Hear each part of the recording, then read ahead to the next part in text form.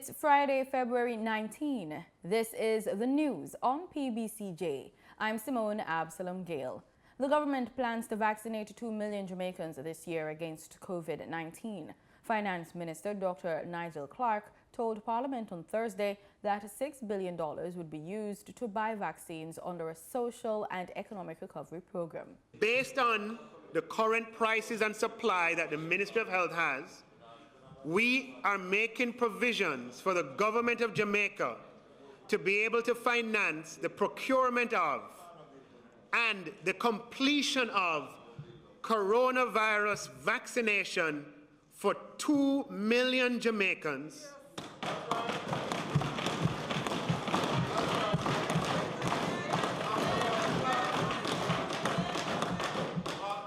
Whether it's double dose or single dose, depending on the supplier. Dr. Clark says the government plans to spend $60 billion in total this fiscal year on the Social and Economic Recovery and Vaccine, or SERVE, Jamaica program. He gave a breakdown of the planned expenses. The $60 billion SERVE Jamaica program, Social and Economic Recovery and Vaccine program, the SERVE Jamaica program, will consist of the following elements. Madam Speaker, $10.5 billion in special resources for the Ministry of Health. This is, I'm not talking about the Ministry of Health normal allocation. I'm talking about what we could finance because we have this policy dividend. Madam Speaker, $6 billion for vaccines. Let me say it again.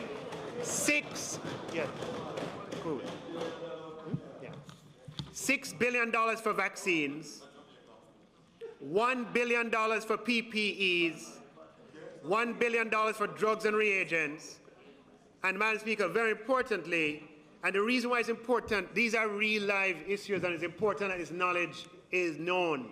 $2 billion for regional health authorities. The nature of the COVID pandemic, Madam Speaker, is that the Minister will tell you, it causes it causes expenses to arise in ways that you wouldn't expect. You have more catering, you have more cleaning, you have more security, you have more services. And the providers of these services, as the Minister will tell you, are often small businesses. And the bills are ramping up. So this $2 billion special allocation to the regional health authorities will help, Madam Speaker.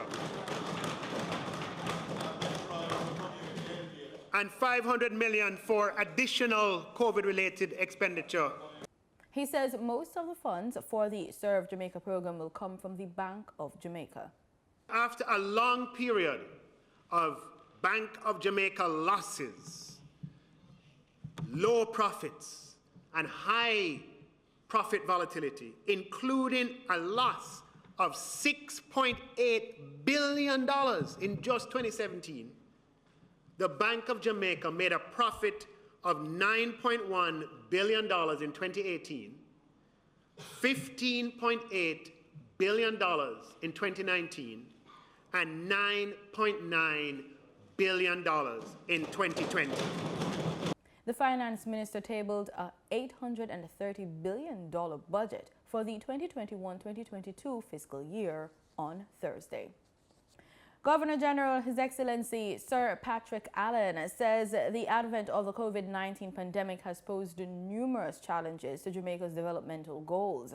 He says Jamaica will need all sectors of society to join forces to rebuild a stronger economy.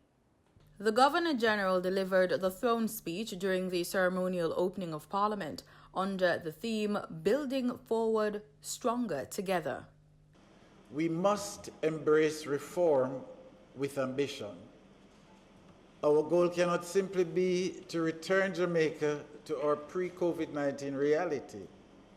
We must go beyond this and emerge economically and socially stronger by addressing fundamental gaps that have been exposed and exploiting opportunities that arise. Citing the goals of the COVID-19 Economic Recovery Task Force, Sir Allen notes the government's bid to accelerate capital investment in public health capacity and public education, including skills training. We must not only rebuild what we have lost. Every Jamaican, every entrepreneur, every civil servant, every business and every government agency must build forward stronger together. The Governor-General says the government continues its drive to make payment of taxes and fees more efficient by using the online options. At the start of 2021, the Tax Administration of Jamaica, TAJ, began the pilot phase of the Direct Funds Transfer project to allow for immediate update of the customer's record and the convenience of printing an official receipt instead of having to retrieve it from the tax office. In addition, TAJ launched its mobile app for payment of motor vehicle fitness fees, traffic ticket, property tax, and queries. He says the government is also working on establishing supportive legislative and regulatory framework this fiscal year. Amendments to the Urban Renewal Tax Relief Act, Financial Administration and Audit Act, Financial Services Commission Act, and Income Tax Relief, Large-Scale Projects and Pioneer Industries Act will be undertaken in the new fiscal year to further create a supportive environment for business and investments. According to the Governor-General, plans are also afoot to amend the Office of Utilities Regulation Act to incorporate new and emerging service sectors into its regulatory mandate. Minister without portfolio in the Ministry of National Security, Matthew Simuda, says plans are already underway to carry out rehabilitation operations at the country's correctional facilities. Speaking at the last sitting of the Senate, Minister Simuda said spending was restricted because of budgetary cuts owing to the COVID-19 pandemic. It was at the end of 2019, we had spent considerably more than the previous administration on improving the infrastructure, providing greater access to sanitation. It simply is not enough. The cut of over $300 million from the 2020 to 2021 capital budget was a difficult pill to swallow. Though it was expected and understood, this allocation represented well-needed investment to continue to improve the conditions in the facilities. Minister Simuda says much has been added to the list of repairs following INDECOM's special investigation report and his own tour of one correctional facility. Specifically, the bathrooms in the dormitories were observed to be in poor condition with the toilets missing seat lids and were heavily stained. The absence of doors on the toilet stalls was wholly unsatisfactory and deprives wards of privacy and dignity. He says the target date for completion for the repairs at Rio Cobre Juvenile Correctional Facility is April 15. As technology continues to shrink borders and bridge the divide between nations, collaborations are now common more than ever before. To that end, PBCJ has signed a Memorandum of Understanding with ITV South Asia's leading multimedia news agency. Marlon Samuels has the details. The Memorandum of Understanding, MOU, between PBCJ and ITV offers a significant opportunity for strategic development. ITV has over 100 bureaus in India, South Asia, and the world. Allows for a broader range of voices, stories, and perspectives to be heard. The MOU will give PBCJ free of cost access to a range of programs including news, features, and documentaries. This agreement is indeed a significant milestone as it formalizes and deepens the partnership between PBCJ and ITV and the Indian High Commission, of course, in Jamaica. I would like to express on behalf of my staff and management, and of course the board, our profound gratitude to the High Commissioner and his team, including Mr. Misra, whose insight, goodwill, and friendship have made the signing of this MOU a reality. It's also a big boost for lovers of cricket. They will be able to see video clips of the West Indies in action in South Asia. The programs will also showcase professional development opportunities. I also would like to mention on more technology-driven areas where India has made strides in the last few decades, and then you see India today where it is today, very different from India that was 2 decades ago, even 3 decades ago. You talk of the space technology, you talk of the IT development, you talk of our infrastructure development, you talk of our software development. We are talking, Government of India is talking about Stand Up India, Skill India, and Startup India. All these are the scientific and innovation-driven technologies or economies. And ultimately, we are talking of the knowledge economies. The MOU will also cross-promote Jamaica. PBCJ will be able to tell stories and reflect the lives of Jamaica and Jamaicans to audiences across South Asia. On the other side of the agreement, persons of Indian descent that reside in Jamaica will be able to tap more readily into their culture via a traditional broadcast stream. For the news on PBCJ, I am Marlon Samuels. Farmers of Golden Valley in St. Thomas are pleading for help to fix roads that are in a state of disrepair.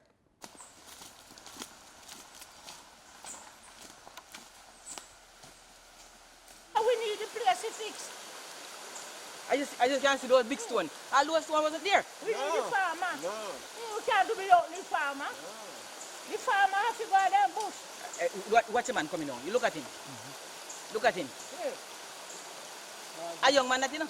And you say him step come now? Yeah. It's difficult, not easy. And if you come down with your load and everything, you can't walk this properly.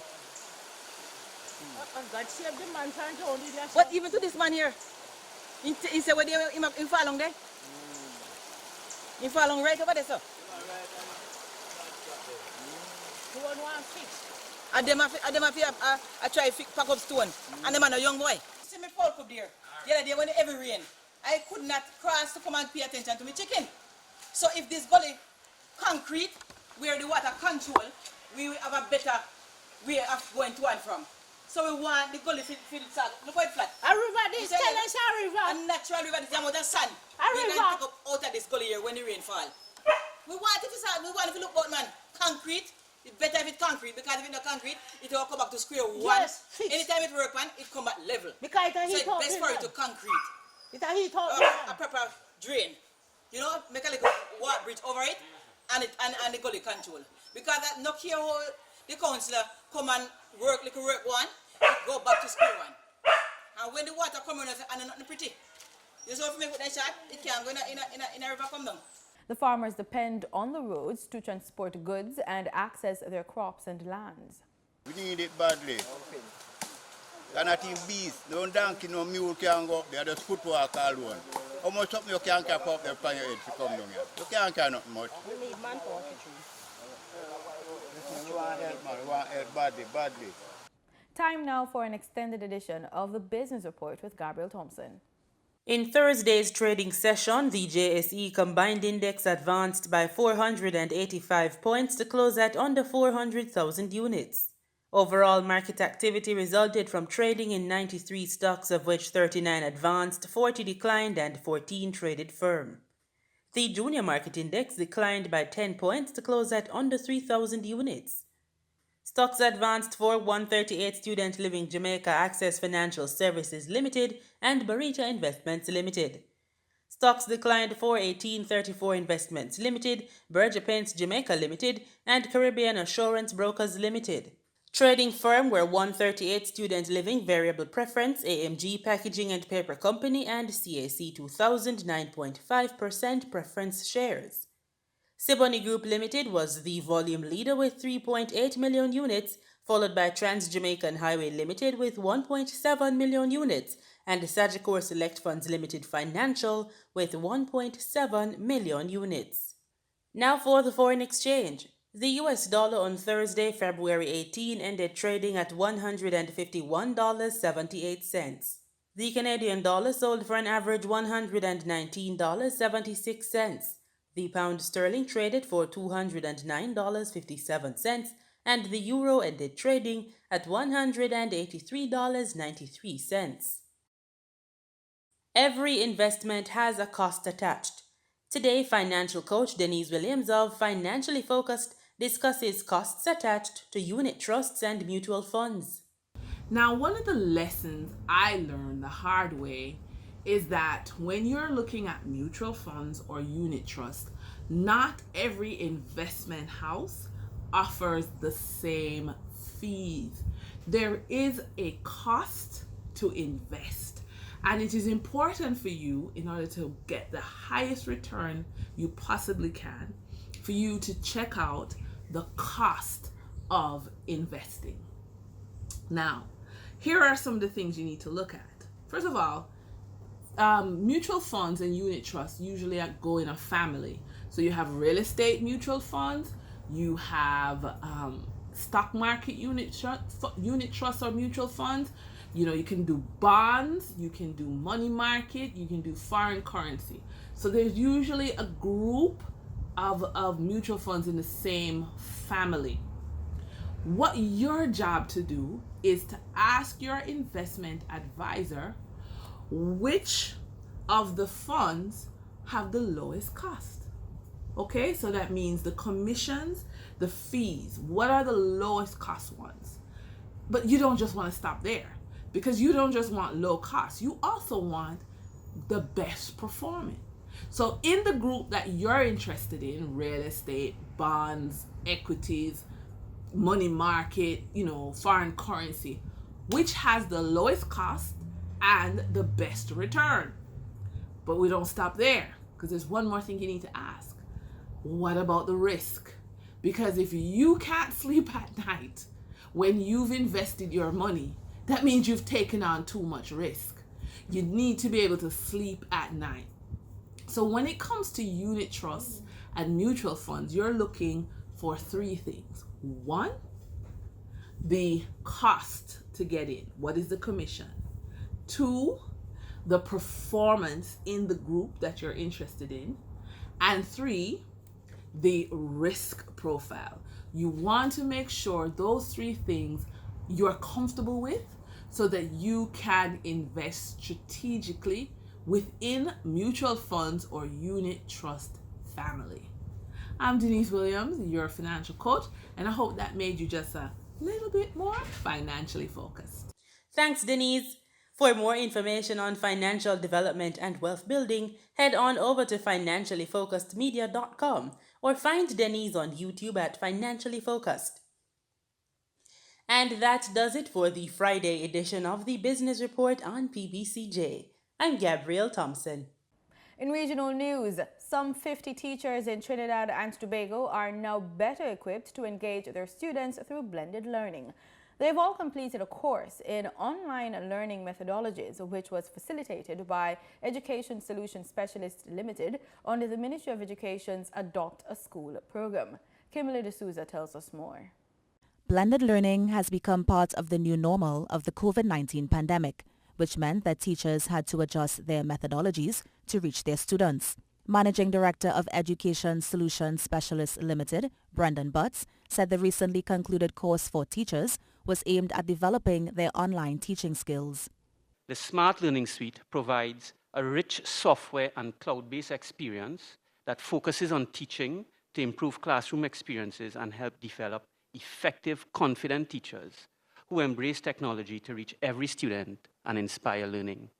One of the teachers to complete the training said the software allowed them to integrate information and communication technology into the curriculum effectively. We were shown how to create, or rather, bring to life the lessons that we have planned. It allows us an asynchronous lesson with full teacher presence via recordings. We are able to record and post notebook explanations as on a whiteboard. Education Minister Dr. Nian Gadsby-Dolly thanked corporate Trinidad for not only donating devices, but sponsoring the teacher training under the ministry's Adopt a School initiative. It's about our teachers being able to use the software, use different platforms, be able to reach into here and take what they want, reach here and take what they want, and to adapt themselves to be able to find resources, use them effectively, and allow our children to thrive and to strive. She said while the government is offering training for teachers, the additional training will allow them to synthesize their own brand of education for students. The initiative was sponsored by Unicoma Limited, who partnered with the Marshall Montano Foundation for Greatness. On Thursday, teachers from Toko Secondary School, Siparia Boys RC Primary, Macaulay Government Primary, and Caranage Government Primary School received their certificates. Kimberly D'Souza, TTT News. In St. Lucia, the island's former tourism minister is scouring the government for its management of the COVID-19 pandemic. More in this report. Former Tourism Minister Lon Theophilus says the island cannot contain the COVID-19 situation with its borders open. The government opted to leave the borders open for citizens who depend on tourism and its related services for their livelihoods. But Theophilus thinks that the authorities should have taken another route. He believes they should have allowed certain businesses to open while keeping the borders closed. It has to be taken in hand, and I don't believe it can be taken in hand with our borders remaining open in the way that they are. So to get matters in, all other countries significant countries are taking the measures that they need to close your borders, handle what we need to handle within the state, get this pandemic under control, and at the same time allowing certain business activity to continue. Theophilus says authorities should also provide support to private entities to help keep the local economy going. The very same thing that you're saying about opening the sector to tourism, for example, so that it can keep people employed. Okay, why do you shut down the business community? Because the same set of people who you need to keep employed at the same time. So balance it properly. So if you're going to, for one sector, do this, think about the other sectors as well, And, as I keep on saying, it is time for us to go back. Let us ensure that our social programs are in place for those people who are adversely affected. And at the same time, government needs to put its head down and look at relief that they can give, especially to the private sector, because the government cannot expand at this stage, but the private sector can keep economic flow going. And what does the former tourism minister think of the government's handling of the COVID-19 pandemic thus far? It's easy for you to sit down and criticize from the outside and say good or bad. I will not say it was a good or bad. I would just say that the Labour Party would have handled it differently. A government in power sometimes makes the best decisions that they could. Some of them are right or wrong. But it does not necessarily benefit a government at any stage to hold slavishly to one plan if that plan is not working. It's time to get to the drawing board and probably rethink and reshape and redo. Commercial activity resumed on Wednesday after a brief shutdown of non-essential services. Theophilus says that while he cannot blame the government for reopening, it should, however, try to strike a balance between economic and health needs. Gina Filippi, HCS News Force. In sports, Secretary of Guyana Cricket Board Anand Sanasie on Wednesday confirmed his nomination as a challenger to the incumbent Cricket West Indies President Ricky Skerritt at next month's elections. Sanasie has been a director of Cricket West Indies over the last decade and is the Chief Executive Officer of Cricket in Guyana, Inc. More in this Newsroom Guyana report. It is understood Calvin Hope, the Vice President of the Barbados Cricket Association, is in the running for the Cricket West Indies Vice President post, currently held by Dr. Kishore Shallow. Like Sanasie, Hope is also a Cricket West Indies Director. Nominations for the CWI posts close on February 18. The elections will be held on March 28. The team of Skerritt and Dr. Shallow won the last elections in 2019, unseating Wycliffe Dave Cameron and Emmanuel Nanton by an 8-4 vote. Prior to those elections, Sanasie had announced in a section of the media Guyana's intention to vote for the incumbent Cameron. After the elections, however, the cricket administrator told Newsroom Sport the new president has his support 100%. His comments had come moments after Skerritt, in an exclusive interview with the Newsroom after being elected, stating, quote, "It won't be business as usual on the Guyana issue," end quote. Skerritt was at the time responding to questions on the status of the Guyana Cricket Board, given elections have not been held in close to a decade, mainly as a result of a plethora of court matters. Skerritt said back then that the legal claims and the uncertainty about the legitimacy of the Guyana Cricket Board only came to his attention during the campaign. He said, and I quote, "I have been on the Cricket West Indies board for some time, and it has never come up in a board meeting, so clearly the previous dispensation was to be totally oblivious to any local problems in Guyana," end quote. And with that, we pull up the stumps on yet another newscast. Until next time, stay safe and pleasant viewing.